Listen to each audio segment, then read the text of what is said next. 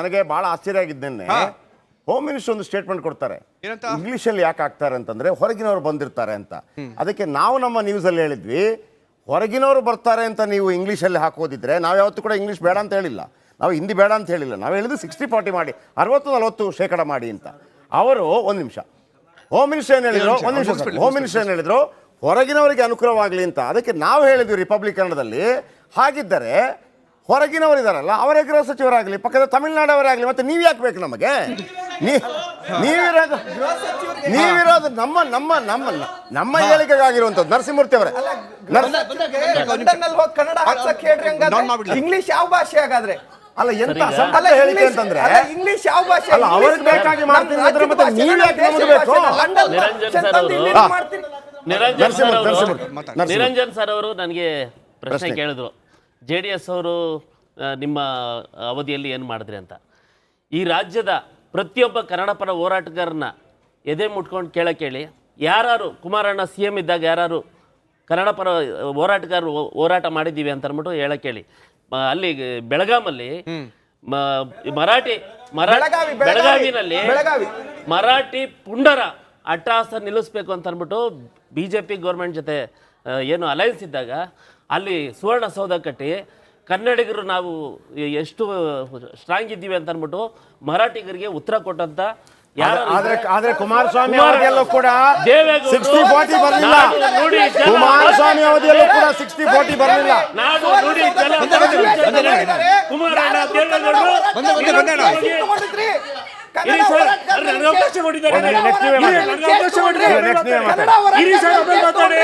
ಇರಿ ಸರ್, ಅಬಲ್ ಮಾತಾಡಿ.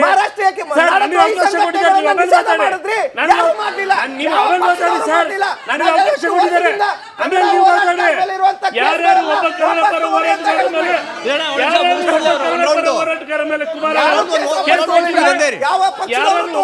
ಪರ ಹೋರಾಟಗಾರ ಮೇಲೆ ಕೇಸ್ ಹಾಕಿದ್ರೆ ಎಷ್ಟು ಜನ ಕನ್ನಡ ಪರ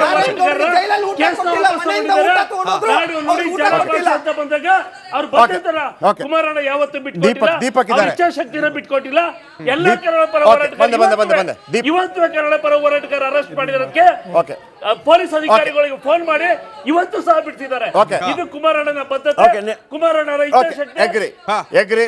ನಾನು ಒಪ್ಕೋತೀನಿ, ಆಯಾಯ ನಾಯಕರು ಅವರವರ ಕೆಲಸಗಳನ್ನು ಮಾಡಿರ್ಬೋದು. ಆದರೆ ಕಾಂಗ್ರೆಸ್ ಇರಲಿ, BJP ಇರಲಿ, JDS ಇರಲಿ, ಯಾವೊಬ್ಬ ನಾಯಕ ಕೂಡ ಬೇಕಿದ್ರೆ ಅವರವರ ಸಮುದಾಯದ ಸಮಾವೇಶ ಮಾಡಿದ್ದಾನೆ ಹೊರತು ಯಾವತ್ತು ಕೂಡ ಬೆಂಗಳೂರು ರೌಂಡ್ಸ್ ಅಲ್ಲಿ ಎಷ್ಟೆಷ್ಟಿದೆ 50% ಯಾಕಿಲ್ಲ, 60% ಯಾಕಿಲ್ಲ, ಶೇಕಡ ಯಾಕಿಲ್ಲ, ನಿಮಗೆ ಒಂದು ಆದೇಶವನ್ನು ಕೊಡ್ತಾ ಇದ್ದೀವಿ 1-2 ತಿಂಗಳೊಳಗಾಗಿ, ಆಮೇಲೆ ಆಗೋ ಪರಿಣಾಮಗಳಿಗೆ ನಾವಲ್ಲ ಅಂತ ಒಬ್ಬ ಧೈರ್ಯದಿಂದ ಗಂಡುಗಲಿಯ ರೀತಿಯಲ್ಲಿ ಯಾವ ಮುಖ್ಯಮಂತ್ರಿಗಳು ಕೂಡ ಮಾತಾಡಲಿಲ್ಲ ಸರ್.